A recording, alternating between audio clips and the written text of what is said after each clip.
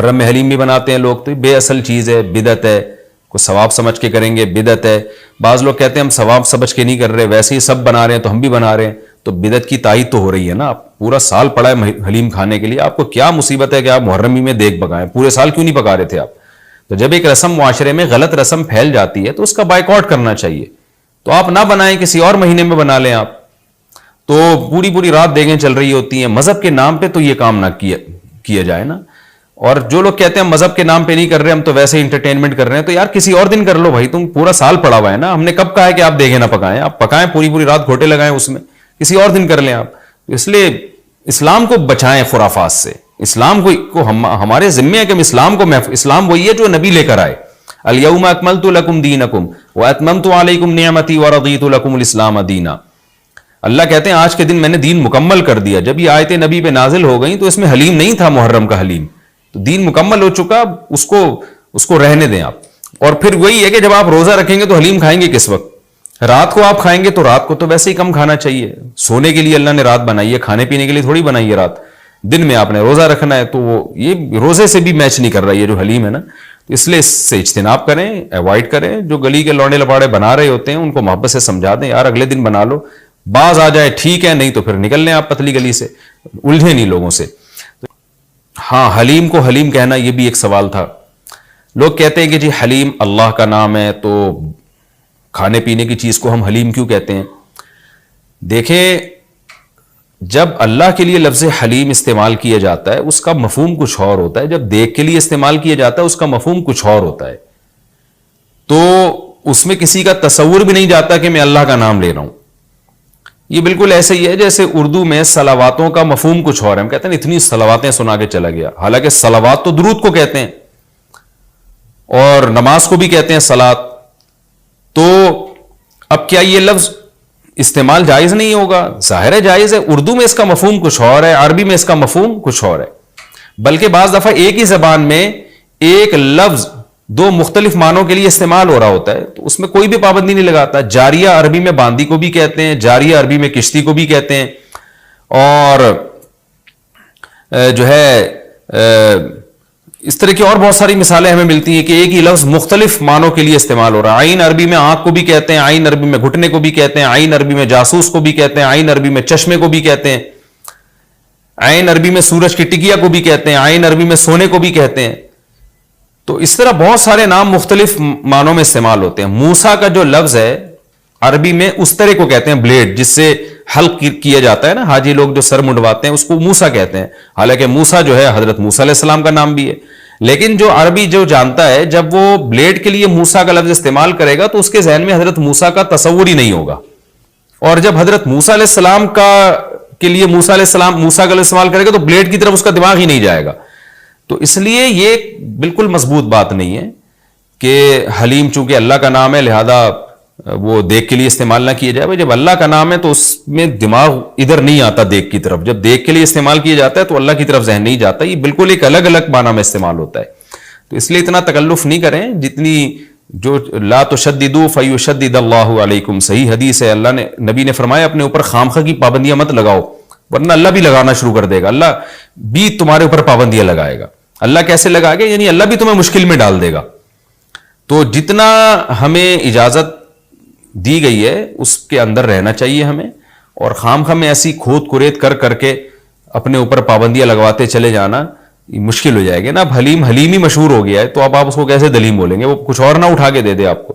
تو اس میں کوئی حرج نہیں ہے کہ کیونکہ لغت بتاتی ہے، زبان بتاتی ہے کہ کس وقت کس لفظ کا کیا معنی ہے. اس میں کوئی حرج نہیں ہے اگر آپ یہ حلیم کو حلیم ہی کہیں، کوئی گناہ نہیں ہے انشاءاللہ اس میں. اچھا، یہ بھی محرم کے حوالے سے سوال پوچھا جاتا ہے جی، کیا قربانی کا گوشت محرم سے پہلے ختم کرنا ضروری ہے؟ عاقب شاہ دبئی سے پوچھتے ہیں جی. کچھ لوگ کہتے ہیں قربانی کا گوشت محرم سے پہلے ختم ہو جانا چاہیے، کیا یہ بات صحیح ہے؟ نہیں، ایسا کچھ نہیں ہے. قربانی کا گوشت آپ پورے سال چلا سکتے ہیں اگر محفوظ رکھ رہے ہیں. لیکن وہی ہے کہ کھا لیں جلدی تو اچھی بات ہے، تازہ گوشت کھا لیں. محرم میں بھی بہت 2 مہینے ہو جاتے ہیں، تاخیر ہو جاتی ہے. تو اس لیے بہتر یہی ہے کہ پہلے کھا کے ختم کریں. لیکن اگر کوئی محفوظ بھی رکھتا ہے تو کوئی گناہ اس میں نہیں ہے. اچھا، ایک اور سوال سبیلوں کے حوالے سے پوچھا جاتا ہے کہ محرم میں سبیلیں لگانا، ان سبیلوں سے پانی پینا. تو دیکھیں وہ بھی شیعہ حضرات کا مسلک ہے, ان کا کانسیپٹ ہے کہ وہ حضرت حسین کے نام کی سبیلیں لگاتے ہیں. میں بار بار کہہ رہا ہوں کسی کو چھیڑے نہیں, اپنا مسلک چھوڑے نہیں, دوسرے کو چھیڑے نہیں. یہ میں اہل سنت والجماعت کے لیے مسائل ریکارڈ کروا رہا ہوں کہ ہمارے لیے کسی بھی چیز کے جائز اور ثواب ہونے کے لیے دلیل کی ضرورت ہے. دلیل قرآن و سنت ہے, صحابہ ہیں. تو ہمیں نہ اہل بیت سے اس کا کوئی ثبوت ملتا ہے, نہ صحابہ سے, نہ قرآن و سنت سے کہ محرم میں صحابہ نے سبیلیں لگائیں. حضرت حسین رضی اللہ تعالیٰ عنہ کی شہادت کے بعد اہل بیت میں سے کسی نے سبیلیں لگائی ہوں یا انہوں نے سبیلیں لگانے کا حکم دیا ہو, کہیں بھی نہیں ملتا. یہ عمل بھی بدعت ہے, ناجائز ہے, اس سے اجتناب کریں. اور ایک عجیب بات ہے, کبھی آپ اس کو غم کا مہینہ کہتے ہیں اور کالے کپڑے پہنتے ہیں اور سبیلیں لگا کے لوگوں کو شربت پلا رہے ہیں. تو یہ تو خوشی کے موقع پہ ہوتا ہے نا, خوشی کے موقع پہ کھلایا پلایا جاتا ہے. تو یہ ایک کنفیوژن ہے کہ یہ خوشی منا رہے ہیں کہ غم منا رہے ہیں. تو کھلانا پلانا خوشیوں کے موقع پہ ہوتا ہے. تو اس لیے آپ ان چیزوں سے اجتناب کریں, نہ سبیل لگائیں, نہ اس پہ کھڑے ہو کر پانی پئیں. جو لگا کے بیٹھا وہ اس کو چھیڑے نہیں, آپ تنگ نہ کریں, وہ اس کا مسلک ہے, اس کو چھوڑ دیں. دنیا میں بہت سارے فرقے ہیں, کس کس کو آپ قابو میں کریں گے؟ ملک میں انارکی پھیلتی ہے, ملک میں فسادات ہوتے ہیں. کسی سے نفرت کرنے کی ضرورت نہیں ہے, کسی کو ٹاؤنٹنگ کرنے کی ضرورت نہیں ہے, طنز تانے کی ضرورت نہیں ہے. جو لگا کے بیٹھا ہوا ہے لگائے, جو پی رہا ہے اس کو پینے دیں, چھیڑے نہیں. لیکن میں آپ کے لیے یہ کہہ رہا ہوں جو اس وقت میرا پروگرام سن رہے ہیں, اگر آپ قرآن و سنت ہی کو فالو کرتے ہیں, آپ اہل سنت والجماعت میں ہیں, یا تو میں بار بار کہتا ہوں پورے شیعہ ہو جائے نا. پھر آپ ڈبل مسلکوں پہ چلنا تو یہ دنیا میں کسی کا بھی اصول نہیں ہے کہ آدھا ادھر آدھا ادھر, وہ تو کہیں کا بھی نہیں ہوتا. یا تو پورے ادھر ہو جائیں یا پھر پورے اہل سنت والجماعت بن جائیں. تو اہل سنت والجماعت کے ہاں یہ سبیلیں لگانا یہ جائز کام نہیں ہے, کیونکہ قرآن و سنت سے اس کا ثبوت نہیں ہے. لوگ کہتے ہیں کہ آدمی کسی کو شربت پلا رہا ہے, پانی پلا رہا ہے, تو پانی پلانا تو بڑا اچھا کام ہے. پانی پلانا اچھا کام ہے, پورے سال کسی دن کو خاص کر لینا یہ اچھا کام نہیں ہے. تو اس سے بدعت کی تائید ہوتی ہے. تو اگر کوئی پیاسا آپ کو نظر آتا ہے تو محرم میں ہو تو محرم میں بھی پلائیں, سفر میں ہو تو سفر میں بھی پلائیں. لیکن کوئی پیاسا نہیں ہے تو جیسے آپ پورے سال سبیلیں نہیں لگاتے تو محرم میں بھی نہ لگائیں آپ.